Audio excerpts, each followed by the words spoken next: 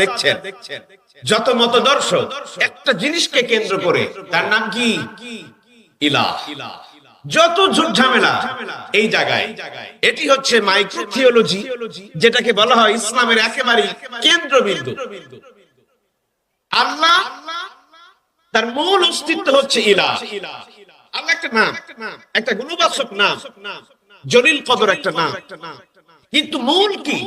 মূল হচ্ছে ইলাহ।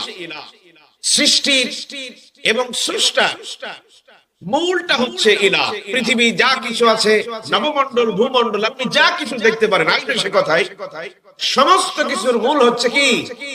ইলাহ। ইলাহা বুঝাতেই যত রাসূল প্রেরণ করা হয়েছে, সবাইকে ইলাহের কাজটাই করতে হয়েছিল।